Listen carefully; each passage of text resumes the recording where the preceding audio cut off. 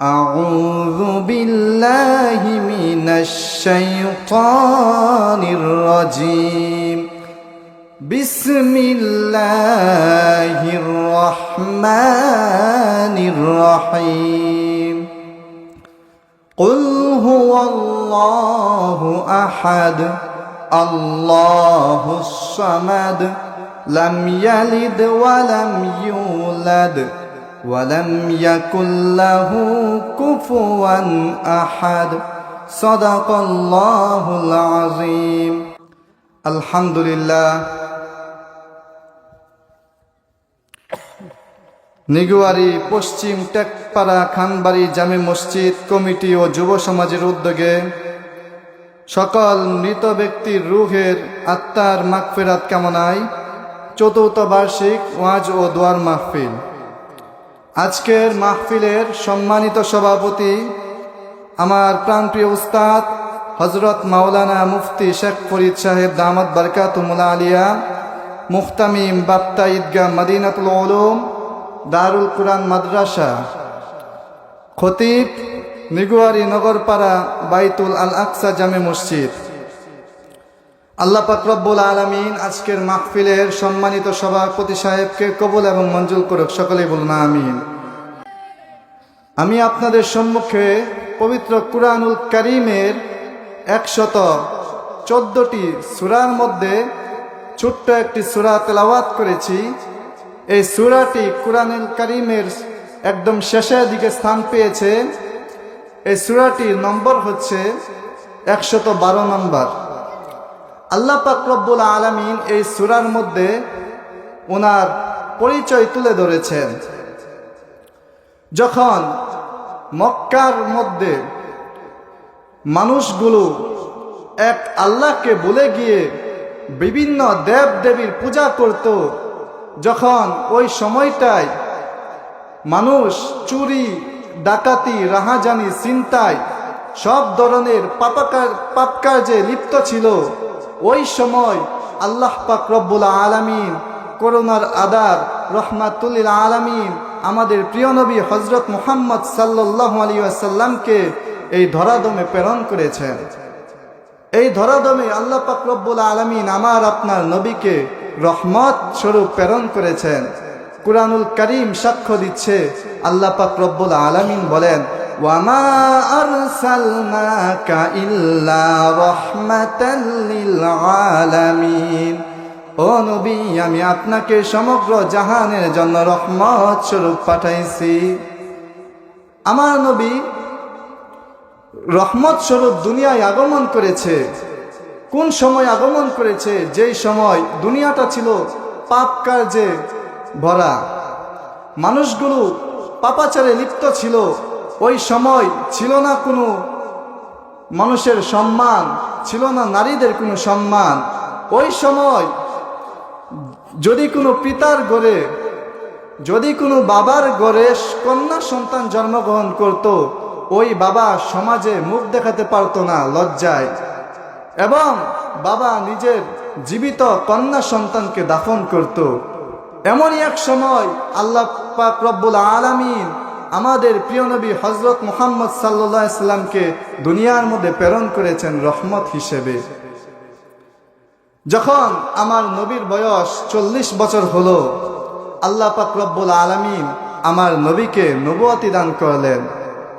নবুয়তি পেয়ে দয়ার নবী, মায়ার নবী মানুষদেরকে দ্বীনের দাওয়াত দিলেন, এক আল্লাহর কথা বললেন। ওই সময় মক্কার কাফের মুশরিকেরা আমার নবীকে কত কষ্ট দিয়েছে, কত নির্যাতন করেছে।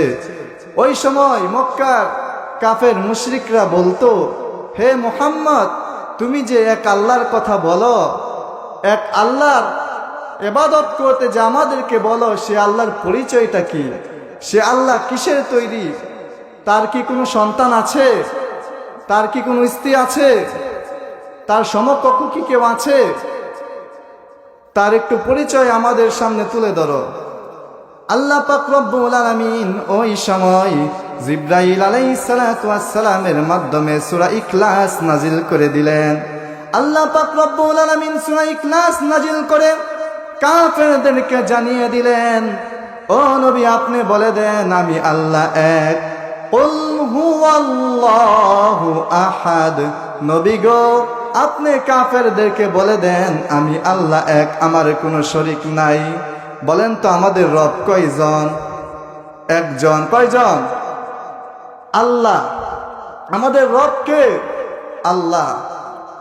আল্লাহ পাক রব্বুল আলামিন বলেন ইন্নাল্লাযীনা ক্বালু রাব্বুনাল্লাহু সুম্মা ইসতাকামু তাতানাজ্জালু আলাইহিমুল মালাইকাতু আল্লা তাখাফু ওয়া লা তাহজানু ওয়া আনতুমুল আ'লাউনা ইন কুনতুম মুমিনিন। আল্লাহ পাক রব্বুল ইজ্জত ওয়াল জালাল কোরআনে কারীমের মধ্যে বলেন মুমিন হচ্ছে তারা যারা আল্লাহ রব্বুল আলামিনকে রব হিসাবে পেয়ে সন্তুষ্ট হয়েছে এবং এক রব হিসাবে স্বীকার করেছে এবং এই কথার উপর ইস্তেকামাত থেকেছে, তারাই হচ্ছে মুমিন, তারাই হচ্ছে সফলকাম। আরেক আয়াতের মধ্যে আল্লাহ পাক রব্বুল আলামিন বলেন ইন্নাল্লাযীনা ক্বালু রাব্বুনাল্লাহু, নিশ্চয় যারা বলে আমাদের রব হচ্ছে আল্লাহ, সুম্মা ইসতাকামু, এবং এই কথার উপর অটল অবিচল থাকে, তাতানাজ্জালু আলাইহিমুল মালাইকাতু আল্লা তাখাফু ওয়া লা তাহজানু ওয়া আবশিরু বিল জান্নাতিল্লাতী কুনতুম তুআদুন। আমার আল্লাহ রাব্বুল আলামিন বলেন যারা বলে আমি রব আল্লাহ এবং এই কথার উপর ইস্তেকামাত থাকে, দৃঢ় থাকে, তাদের কোনো চিন্তা নাই, তাদের কোনো ভয় নাই, তাদের মৃত্যুর সময় আমার রহমতের ফেরেশতা তাদের কাছে গিয়ে জান্নাতের সুসংবাদ দিবে। সুবহানাল্লাহ। আর আওয়াজ করে বলেন না সুবহানাল্লাহ। ফেরেশতারা আমাদের মৃত্যুর সময় জান্নাতে সুসংবাদ দিবে, এটা আমরা চাই কি চাই না? কি বলেন? রব তো তিনি হুয়াল্লাহুল্লাযী লা ইলাহা ইল্লাহু, তিনি তো সেই মহান সত্তা যিনি হলো এক, আল্লাহ ছাড়া কাহারও ইবাদত করা যাবে না। আওয়াজ করে বলেন সিজদা পাওয়ার মালিক কে? কোন বাবার দরবারে গিয়ে সিজদা দেওয়া যাবে? কোন মাজারে গিয়ে সিজদা দেওয়া যাবে? সিজদা পাওয়ার মালিক কে? আল্লাহু লা ইলাহা ইল্লা হুয়াল হাইয়ুল কাইয়্যুম, তিনি তো সেই মহান সত্তা যিনি হলো চিরঞ্জীব। আমার আল্লাহ আছে, থাকবে, ছিল, আছে, থাকবে, ঠিক কিনা বলেন? আল্লাহ পাক রব্বুল আলামিন বলেন ওয়া ইলাহুকুম ইলাহু ওয়াহিদুন লা ইলাহা ইল্লা হুয়ার রহমানুর রহিম, তিনি তো সেই মহান সত্তা যিনি হইল এক, আমাদের রবকে আল্লাহ। কি বলেন? আল্লাহ। আল্লাহ ছাড়া কার ইবাদত করা যাবে না, কারণ আমাদেরকে আল্লাহ রব্বুল আলামিন বানাইছে তার ইবাদত করার জন্য। আল্লাহ রব্বুল আলামিন বলেন ওয়া মা খালাকতুল জিন্না ওয়াল ইনসা ইল্লা লিয়াবুদুন, আমি মানুষ এবং জিনকে বানাইছি, আমি মানুষ এবং জিন জাতিকে সৃষ্টি করেছি একমাত্র আমি রব্বুল আলামিনের গোলামি করার জন্য।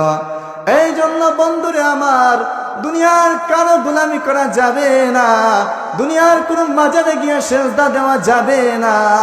একমাত্র সিজদা পাওয়ার মালিক হচ্ছে তিনি, যিনি আমার খালেক, যিনি আমার মালিক, ঠিক কিনা? বন্ধুরে আমার, আল্লাহ পাক রব্বুল আলামিন কেমন মহান, আল্লাহ তাআলা আমাদেরকে কত সুন্দর করে বানাইছে। দেখেন আজকে এই কপালটা আল্লাহ রব্বুল আলামিনের সামনে যদি আমরা নত না করি, তাহলে দুনিয়ার কারো সামনে যদি এটা নত করি তাহলে এটা শিরিক হয়ে যাবে। আমার আল্লাহ বলেন, বান্দা আমি সব গুনাহ ক্ষমা করতে পারবো, কিন্তু বান্দারে তুমি যদি আমি রব্বুল আলামিনের সাথে শিরিক করো, এই শিরিকের গুনাহ আমি কখনো ক্ষমা করব না, ঠিক কিনা? এই জন্য বন্ধুরে আমার, আল্লাহ রব্বুল আলামিন কত মহান, কত মেহেরবান। আমার রব্বুল আলামিন বলেন, ও নবী আপনি আমার গুনাহগার উম্মতদেরকে জানায়া দেন, কুল ইয়া ইবাদিয়াল্লাযীনা আসরাফু আলা আনফুসিহিম লা তাকনাতু মির রাহমাতিল্লাহ ইন্নাল্লাহা ইয়াগফিরুয যুনুবা জামিআ ইন্নাহু হুয়াল গফুরুর রহিম। আমার আল্লাহ রাব্বুল আলামিন বলেন, হে নবী আপনি আমার গুনাহগার উম্মতদেরকে জানায়া দেন, আমার গুনাহগার বান্দাদেরকে জানায়া দেন, যারা গুনাহ করে নিজের কলবের উপর, নিজের নফসের উপর জুলুম করেছে, ওই সমস্ত বান্দারা যেন লা তাকনাতু মির রাহমাতিল্লাহ, আমার রহমত থেকে নিরাশ না হয়ে যায়। আমার বান্দা যদি আমার কাছে 2 ফোঁটা চোখের পানি ফেলে দোয়া করে, আমি রব্বুল আলামিন আমার বান্দার জীবনের গুনাহগুলি মাফ করে দিব। আল্লাহু আকবার। আল্লাহ রব্বুল আলামিন কত মহান, কত মেহেরবান। আমার নবী হাদিসের মধ্যে বলেন, আল্লাহ রব্বুল আলামিন কেমন মহান। আল্লাহ রব্বুল আলামিন বান্দার কাছে বলতেছে, ও বান্দা তুমি যদি আমার কাছে হেঁটে হেঁটে আসো, আমি আল্লাহ রব্বুল আলামিন তোমার কাছে দৌড়াইয়া যাব। আমার কাছে যদি বান্দা তুমি দৌড়িয়ে আসো, আমি আল্লাহ রব্বুল আলামিন তোমার কাছে আরো দ্রুত যাব। বান্দা তুমি যদি আমার কাছে 1 হাত পরিমাণ আসো, আমি আল্লাহ রব্বুল আলামিন তোমার কাছে 2 হাত পরিমাণ চলে যাব। বান্দা তুমি আমার কাছে যত দ্রুত আসবা, আমার রহমত ততই তার চাইতে আরো গতিতে তোমার কাছে চলে যাবে। ও বান্দারে, ও আমার প্রিয় বান্দারা, সাবধান, তোমরা আমার ইবাদত করবে, আমার ইবাদত ছাড়া কারো ইবাদত করবে না, আমার ইবাদতে কাউকে শরীক করবে না। লা তুশরিক বিল্লাহ, আল্লাহর সাথে শরীক করা যাবে না।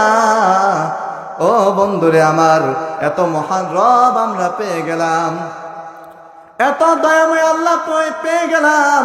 আমার আল্লাহ রব্বুল আলামিন বলে, বান্দা তোমার গুনাহ যদি সমুদ্রের ফেনা পরিমাণ হয়ে যায়, আমার রহমত তার চাইতে আরো কোটি কোটি গুণ বেশি। বান্দা তুমি গুনাহ করে ফেলেছো, সমস্যা নাই, আমার কাছে খাটি দিলে খালেস মনে যদি তওবা করতে পারো, ইয়া আইয়ুহাল্লাযীনা আমানু তুবু ইলাল্লাহি তাওবাতান নাসুহা।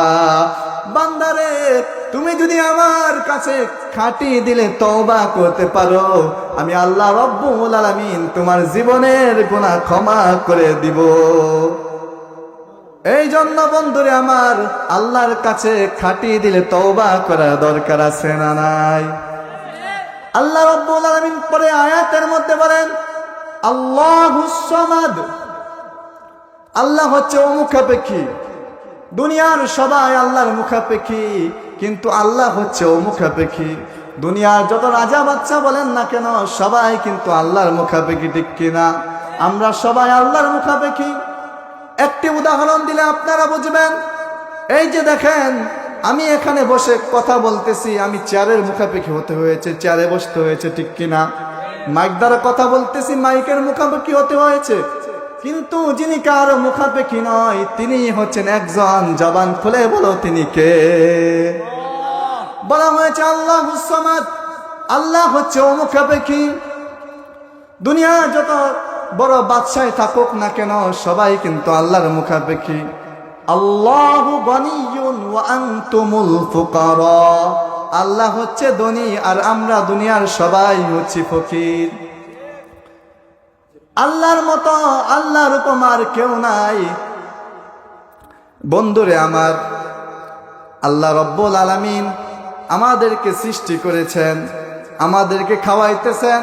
আমরা দেখেন খাবারের মুখাপেক্ষি ঠিক কিনা, ঘুম আমাদের আছে না নাই? কিন্তু আল্লাহর নিদ্রাও নাই, তন্দ্রাও নাই, আমাদের বিশ্রাম করতে হয়, খাবার গ্রহণ করতে হয়। আমার আল্লাহ রব্বুল আলামিনের কোরআন বলছে লা তাখুযুহু সিনাতুন ওয়ালা নাওম। আল্লাহ রব্বুল আলামিনকে নিদ্রা তন্দ্রা কোনো কিছুই গ্রাস করতে পারে না। আল্লাহ পাক রব্বুল আলামিন পরের আয়াতের মধ্যে বলেন লাম ইয়ালিদ ওয়া লাম ইউলাদ। আল্লাহ রব্বুল আলামিনের কোনো সন্তান নেই, তিনি কারো কাছ থেকে জন্ম নেন নাই এবং তিনিও কাউকে জন্ম দেন নাই। এই আয়াত দ্বারা আল্লাহ পাক রব্বুল আলামিন কাফের মুশরিকদের সেই ভ্রান্ত কথাগুলোর জবাব দিয়েছেন। যারা বলে ঈসা আলাইহিস সালাম আল্লাহর পুত্র, উযাইর আলাইহিস সালাম আল্লাহর পুত্র, নাউজুবিল্লাহ। ইহুদিরা বলে হযরত উযাইর আলাইহিস সালাম আল্লাহর পুত্র, আর নাসারারা বলে, খ্রিস্টানরা বলে ঈসা আলাইহিস সালাম আল্লাহর পুত্র। কিন্তু আল্লাহ পাক রব্বুল আলামিন বলেন লাম ইয়ালিদ ওয়া লাম ইউলাদ, আমার কোনো সন্তান নেই, আমি কাউকে জন্ম দেই নাই এবং আমিও কার কাছ থেকে জন্ম নেই নাই।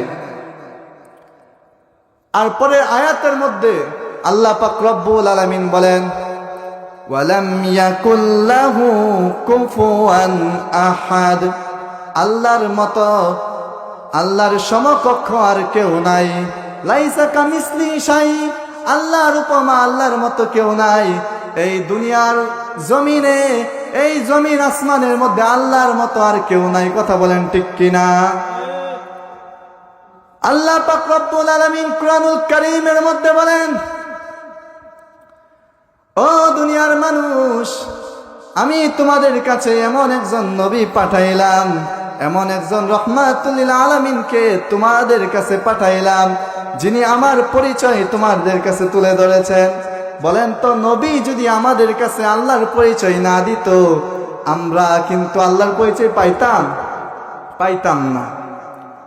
আমাদেরকে রাসূল সাল্লাল্লাহু আলাইহি সাল্লাম আল্লাহর পরিচয় সুন্দরভাবে তুলে ধরেছেন। এই সূরাটি যে আমি পড়লাম, এই সূরাটির কিছু ফজিলত বলে আমি শেষ করে দিব।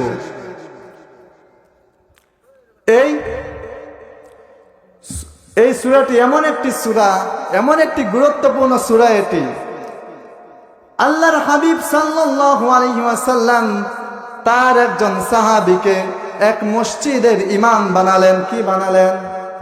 ওই ইমাম সাহেব প্রতি নামাজের পরে সূরা ফাতিহার পরে অন্য কোন সূরা পড়ে না, শুধুমাত্র সূরা ইখলাস দিয়ে নামাজ আদায় করে। মুসল্লিরা রাসূলুল্লাহ সাল্লাল্লাহু আলাইহি ওয়াসাল্লামের কাছে বিচার দিল, ইয়া রাসূলুল্লাহ, আপনি যাকে ইমাম বানালেন, আপনি যাকে আমাদের নেতা বানাইলেন, সে প্রতি রাকাতে সূরা ফাতিহার পরে অন্য কোন সূরা পড়ে না, শুধুমাত্র সূরা ইখলাস দিয়ে নামাজ আদায় করে। সাহাবায়ে কেরাম যখন রাসূলুল্লাহ সাল্লাল্লাহু আলাইহি ওয়াসাল্লামের কাছে এই কথাগুলো বললেন, আল্লাহর হাবিব সাল্লাল্লাহু আলাইহি ওয়াসাল্লাম ওই সাহাবীকে প্রশ্ন করলেন, তোমাকে ইমাম বানানো হলো, তোমাকে নেতা বানানো হলো, কিন্তু তুমি কেন প্রতি নামাজে সূরা ফাতিহার পরে অন্য কোন সূরা পড়ো না, শুধুমাত্র সূরা ইখলাস দিয়ে নামাজ আদায় করো? ওই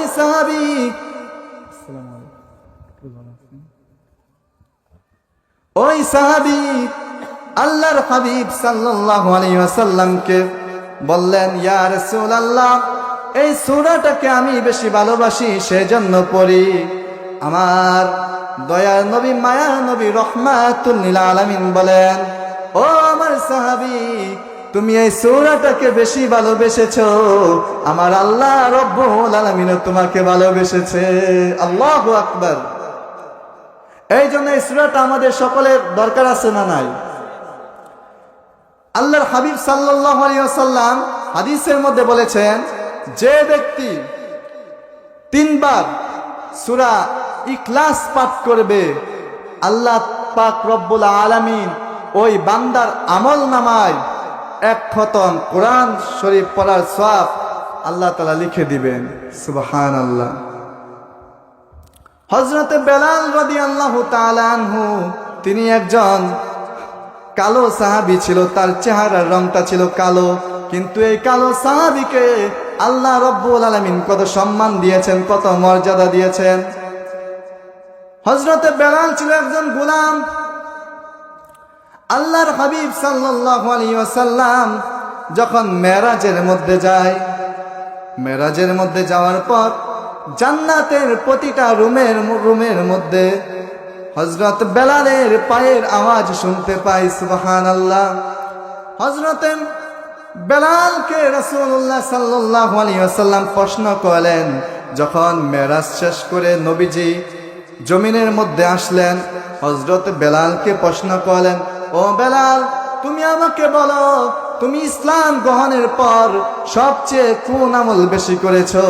হযরতে বেলাল বলে, ইয়া রাসূলুল্লাহ, আমি তেমন কোনো আমল করতে পারি নাই, কিন্তু যখনই আমি ওযু করি আমার সাধ্যমতো তাহিয়াতুল ওযুর 2 রাকাত নামাজ পড়ি, আর আমি বেশি বেশি সূরা ইখলাস তেলাওয়াত করি। আল্লাহ পাক রব্বুল আলামিন আমার হাবিব সাল্লাল্লাহু আলাইহি সাল্লাম বলতেছে, হে বেলাল, তোমার এই আমলটা আমার আল্লাহ তাআলা কবুল করেছেন, এই জন্য তুমি দুনিয়ায় চলাফেরা করো, আর তোমার চলাফেরার আওয়াজ আমার আল্লাহ রব্বুল আলামিন আমাকে জান্নাতের মধ্যে শোনায়া দিছে। আল্লাহু আকবার। বেলাল ছিল একজন গোলাম। যখন বেলাল রাদিয়াল্লাহু তাআলা আনহু ইসলাম গ্রহণ করলেন, তখনও তিনি কিন্তু গোলাম ছিলেন। তার মনিব ছিল উমাইয়া ইবনে খলফ, কাফেরদের লিডার। যখন উমাইয়া ইবনে খলফ জানতে পারলো বেলাল ইসলাম গ্রহণ করেছে, বেলালকে উমাইয়া এত পরিমাণ কষ্ট দিল, এত পরিমাণ নির্যাতন করলো, মরুভূমির উত্তপ্ত বালুর মধ্যে বেলালকে শুইয়ে দিত, বুকের উপর বিরাট পাথর চাপা দিত, যেন বেলাল ইসলাম ছেড়ে দেয়, যেন বেলাল ঈমান ছেড়ে দেয়। কিন্তু ওই সময়ও আল্লাহর নবীর সাহাবী হযরত বেলাল রাদিয়াল্লাহু তাআলা আনহু বলতেছেন, আহাদ আহাদ আহাদ, আমার আল্লাহ এক, আমার আল্লাহ এক। ওই সময়ও আমার আল্লাহকে বেলালে বলে নাই। এই জন্য বন্ধুরে আমার, আমাদের যতই বিপদ আপদ আসুক না কেন, আল্লাহকে কখনো ভোলা যাবে না। বলা যাবে, সর্ব অবস্থায় আল্লাহর জিকির করতে হবে। আল্লাহ পাক রব্বুল আলামিন কুরআনুল কারীমের মধ্যে বলেন, ফাযকুরুনি আযকুরকুম ওয়াশকুরুলি ওয়ালা তাকফুরুন। আল্লাহ পাক রব্বুল আলামিন বলেন, ও আমার বান্দারা, তোমরা আমাকে স্মরণ করো, আমি আল্লাহ রব্বুল আলামিনও তোমাদেরকে স্মরণ করব। আমরা আল্লাহকে স্মরণ করি আল্লাহর ইবাদতের মাধ্যমে, আমরা আল্লাহকে স্মরণ করি আল্লাহর জিকিরের মাধ্যমে, আর আল্লাহ রব্বুল আলামিন আমাদেরকে স্মরণ করেন আল্লাহ পাক রব্বুল আলামিন নিয়ামত দেওয়ার মাধ্যমে। সুবহানাল্লাহ। বেলালকে এত কষ্ট দিল, কিন্তু বেলাল ঈমান ছাড়ে নাই, বেলাল ইসলাম ছাড়ে নাই, বেলাল নবীর প্রেম বলে নাই, বেলালের অন্তর থেকে আল্লাহর নাম সরানো যায় নাই।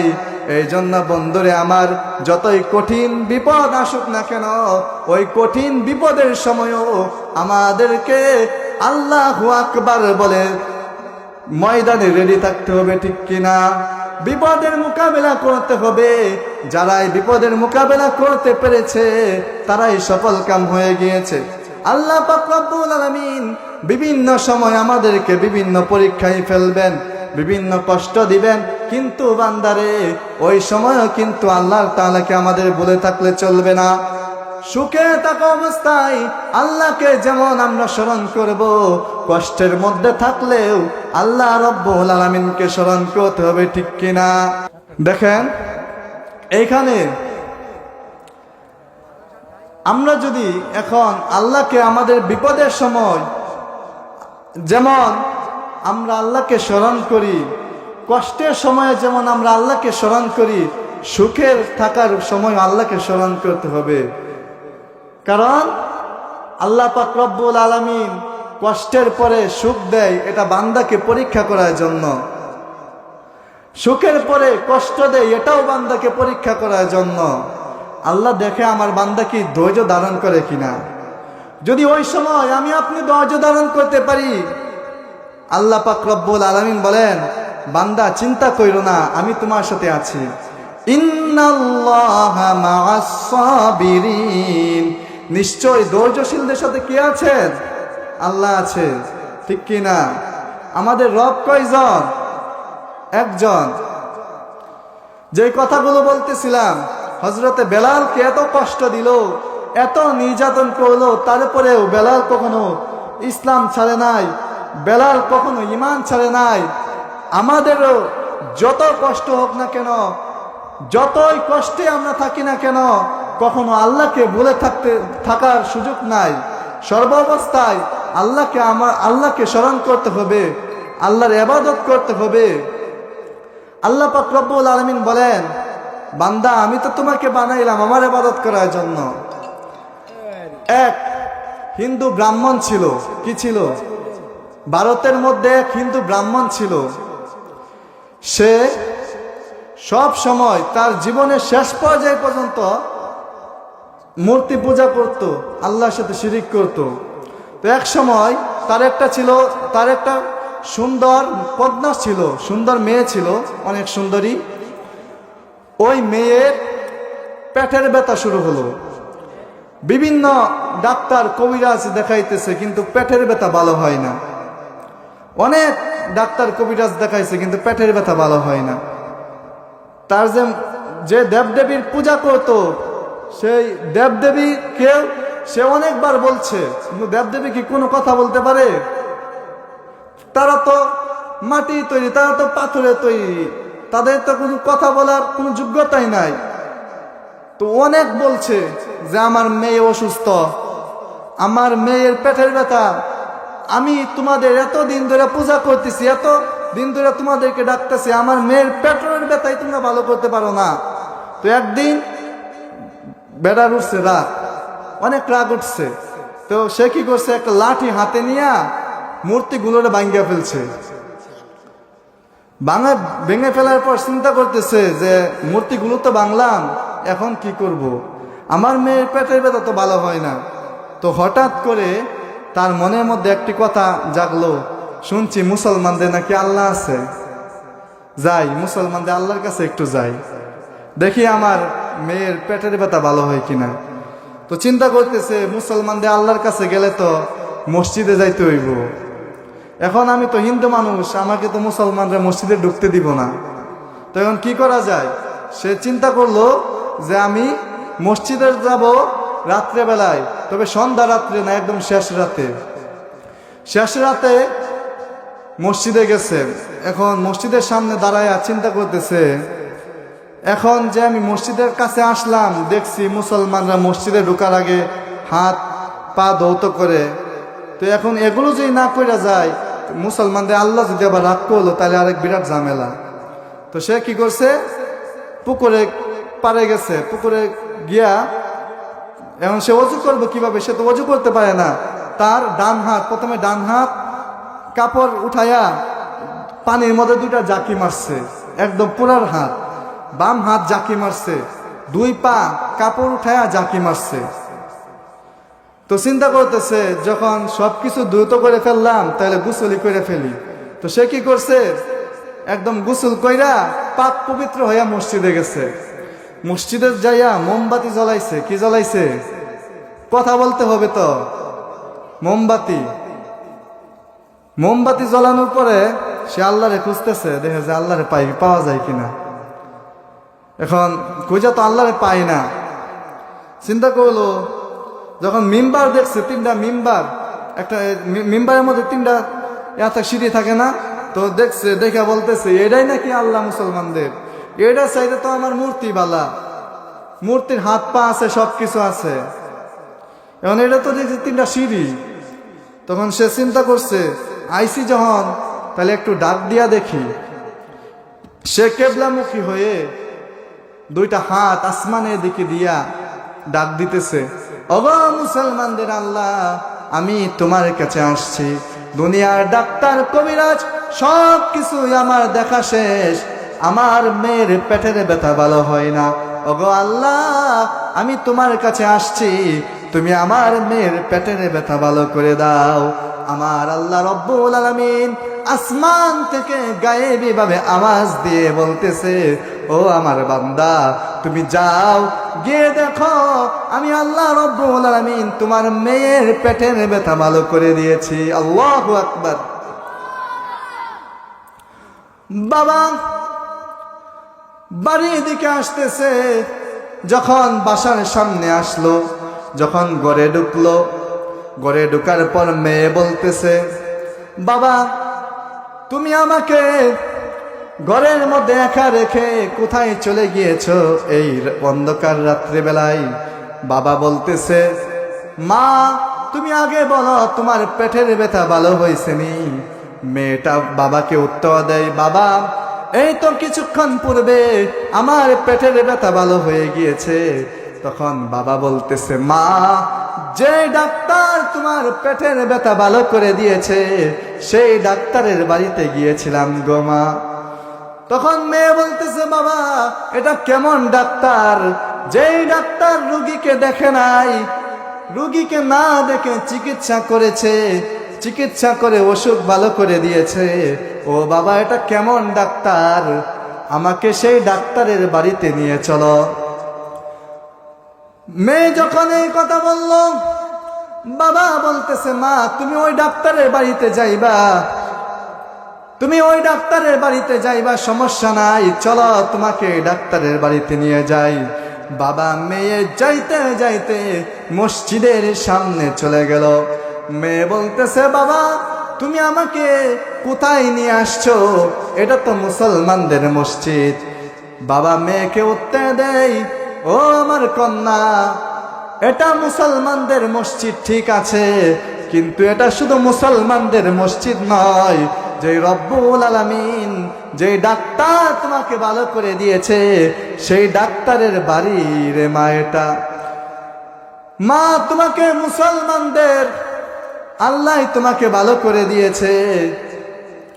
তখন মেয়েটা বলতেছে, বাবা মুসলমানদের আল্লাহ যদি আমাকে ভালো করে থাকে তাহলে আমি আর হিন্দু ধর্মে যাব না, আমি এখনই কালিমা পড়ে মুসলমান হয়ে যাব। আল্লাহু আকবার। মসজিদের ইমাম সাহেবকে ডাকা হলো। মসজিদের ইমাম সাহেব আসলো। বাবা বলতেছে, আমরা 2 জন, আমি এবং আমার মেয়ে এই মসজিদে এসেছি আপনার কাছে কালিমা পড়ে মুসলমান হওয়ার জন্য। আমাদেরকে একটু কালিমা পড়াইয়া দেন, আমাদেরকে কালিমা পড়াইয়া মুসলমান বানাইয়া দেন। তখন মসজিদের ইমাম সাহেব হুজুর বাবা এবং তার মেয়েকে কালিমা পড়াইয়া মুসলমান বানাইয়া দিলেন। আল্লাহু আকবার। এই জন্য সর্ব অবস্থায় আল্লাহর পরিচয় আমরা নবীর মাধ্যমে পেয়েছি। সে আল্লাহর ইবাদত আমাদের করতে হবে, সেই নবীকেও ভালোবাসতে হবে। কারণ যেই নবী আমাদের জন্য এত কষ্ট করেছে, যেই নবী আমাদের জন্য দুনিয়ায় কেঁদেছেন, হাসরের ময়দানেও কাঁদবেন, সেই নবীকে ভালোবাসা দরকার আছে না নাই? হাদিসের মধ্যে আল্লাহর হাবিব সাল্লাল্লাহু আলাইহি ওয়াসাল্লাম বলেছেন, মিশকাত শরীফের কিতাবুল ঈমানের হাদিস, আন আনাস রাদিয়াল্লাহু তাআলা আনহু قال قال رسول الله صلى الله عليه وسلم لا يؤمن أحدكم حتى أكون أحب إليه من والده وولده والناس أجمعين। তোমরা ততক্ষণ পর্যন্ত মুমিন হতে পারবে না যতক্ষণ পর্যন্ত আমি নবী তোমাদের ধন সম্পদ, পিতা মাতা, তোমাদের সন্তান সন্ততি এবং সকল মানুষ থেকে প্রিয় না হব, ততক্ষণ পর্যন্ত তোমরা প্রকৃত ঈমানদার হতে পারবে না। এই জন্য আমাদের নিজেদের জানের চাইতেও নবীকে বেশি ভালোবাসতে হবে। আমাদের ঘর বাড়ি সব কিছুই আমাদের তুচ্ছ, রাসূলের মহব্বত, আল্লাহর মহব্বত আমাদের কাছে শ্রেষ্ঠ, ঠিক কিনা?